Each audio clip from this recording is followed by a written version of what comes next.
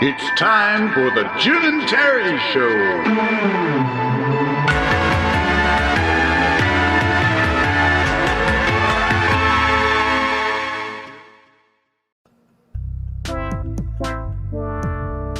This is the Jim and Terry Show, coming to you from our comfortable Hobbit Hole studio in our uncomfortable chairs. We don't complain much, do we? No, and we're in Bobcaygeon. You got to remember Bobcaygeon. It sounds so great. And it was a fabulous, famous song by the Tragically Hip. So It's also the oldest lock in the Trent Severn Waterway. Did you know I that? did not know that. Yeah. Wow. They cut down a tree. I'm going to say the tree was dead, and they used it on the 150th anniversary of the opening of the first lock in the Trent Severn. And so you got to see the rings of a tree that was 150 years old. Wow. I like to think back of what it was like when they first opened that. You know, the first lock. And why? You're talking everything from canoes to back in that day. Barges mostly. Barges? Yes, because forestry was the main industry.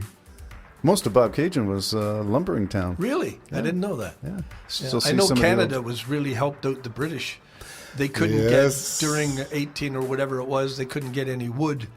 So they had to harvest it from Canada. Somebody was telling me, was it you who told me about the Rouge River and the logging operations that went into the Rouge River? No, but I you know, it was probably a documentary you sent me or something, maybe. Because where do I get this information? That, you know, I don't know. I like to think that you're as curious as I am. I am. I was fascinated with it, but you know, like you love history as well as I do. I do. Yeah, I like to imagine. I've said it many times. I used to walk in the forest with my girlfriend, and in the middle of the forest was an old wood fence. Is that the regional Durham 23 thing? Forest? No. It was actually in her backyard. It was quite nice, but you found this old farm fence there. And green with moss, you know, only partly, but a forest had grown around it, where it used to be, I'm assuming, a field for cattle. And I think, often like you, I would think, who made it? Who built this? Did they have children? Did the children take it over? What happened that it's not in that it's all family? overgrown now? It's all overgrown now. Disrepair. What happened? Did they walk away? Did they claim bankruptcy? Yeah. Did they all die? Were they killed by Native American, indigenous Tribal people? warfare, Or driven out of town by the religious zealots? I don't know. But what happened? Or maybe they were the religious zealots. Maybe they were. Yeah. Maybe they were burning witches. Yeah, so it's spooky Halloween month today. It makes me wonder when you see the silos, you know, the grain silos and stuff that are obviously haven't been used in 50, 60, 70 years.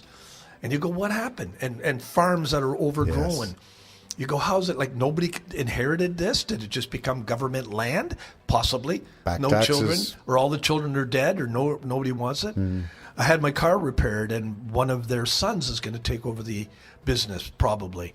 And they have numerous children, but this one son just took a super interest in the business and has been working there ever since he was a young teen, learning the trade, mechanics, and they have a body shop and everything. And I'm thinking, okay, this will carry on, but will his children carry on? Mm-hmm. You know, like, when does it end? I mean, they bought this place off of an old guy where it came to an end. I don't know. I find it fascinating. The stories. Yeah, just the stories of what happened. What you know, I almost wish our minds could just run the video of this family. What did they look? What did they look like, and how did it end? You know, that this would just be lying amongst weeds and trees, rotting. When at one time it was obviously a functioning farm. Somebody put those cedar posts there. Yeah, and every now and then there's a house you'll come across, just a house. But it's just let go. It's gone. Yeah. And I wonder what the story is behind that. Yeah, the houses get me as I drive in rural roads in southern Ontario. All right, you had some stories that you wanted to share. Have you heard about Taiwan? Well, have you heard about what happened in Taiwan? And for our sensitive listeners, what happened is a gunman went into a daycare center, killed 30 people instantly, 22 of them being children. Another 15 injured. Was this in the capital, Taipei? Or where was it? No, their capital, isn't it? Where's one of the major cities? Well, the only one that I know of is Taipei, but No, there's another one. Anyways, it was outside of that. And This is Taiwan you're talking about. in Taiwan. And what happened is he was a fired police officer who was found with narcotics on him or something. He got fired. You know, when I think of these things, when was this? Because it's not on. It happened today. Just happened today. Okay, so it's not up on the news services. It's not on the news. Not that I can find. Is Singapore the? No, that's Indonesia. Where the heck is the capital of Taiwan? Anyways, so we don't bore our fans to death. When you think of all the negative that's coming in the world, try to feed yourself with a little bit of positive, because we have there's a positive, I guess, in Ukraine, depending on whose side you're on, but the negative is this possibility of a nuclear exchange, or a nuclear drop. I shouldn't say exchange. Between China and Taiwan? No, I've switched over to Ukraine. You're trying to find the newscast and you're not paying attention. No, I got one ear to you, and I thought, okay, nuclear exchange. Yeah. Okay, so we're just talking about Taiwan. I shouldn't call it exchange. There's Kaohsiung City, there's Taipei, there's... you're thinking it's a major city? Yeah, the capital, I thought, but no, you said the capital Tiananmen City? No. I mentioned Taichung, Kaohsiung. No, none of them. Never mind. Okay. Maybe I made it up. Okay, but it happened speaking in Spain. of Taiwan, it happened in Spain. No. We need a geography 101. Speaking of Taiwan, before we switch to any other city, so I've got to check into that story because I didn't hear it. Well, I only heard it on the way here. I hear the news because I meet with you. So you're on FM radio and you're on 1010 CFRB. That's where you got it. So I'll check that out, but I don't see anything on any site at the moment. So there you go. Well, come on. What's our producer's name? What do I call her? Molly? Oh, Mabel. Yeah, Molly Mabel. Could you look that up for us? Thank you. Okay. Why is it a woman who's our producer? I just want that. Oh, okay. That's part of your demands for going on air. I'm an equal opportunity person. Good for you. Okay. And they're efficient. Getting back to Taiwan, just to say what I did hear regarding Taiwan, which is where I thought you were going. So I thought, well, Jim's got more details. Let him go. Yeah. I told you it wasn't what you thought. No, it wasn't what I thought. They have met their government, their defense ministers, and I'm not sure if it includes their legislative body, to say that any flyover of their territorial airspace, Taiwan's been sending flybys, and I don't know how they discern their territorial borders, their airspace, but any incursion will be treated as a first strike. And this is becoming dangerous, and even with the United States saying that they were not going to allow that, they're going to allow Taiwan, don't get me wrong. They weren't going to allow China to take over Taiwan. Mm-hmm. They just weren't going to allow it. So now we've got Taiwan and China involved. We've got North Korea saber rattling, and the United States sends a missile over North Korea just to let them know we can do this too. And we got Russia and the free world. Just to be clarified, they didn't shoot it over North Korea's airspace. They just shot it straight up?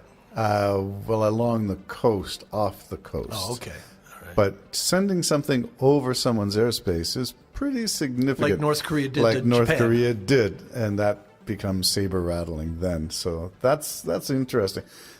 And not interesting as in we don't care. It's interesting as in I do care, and if you let it get to you, you could go into quite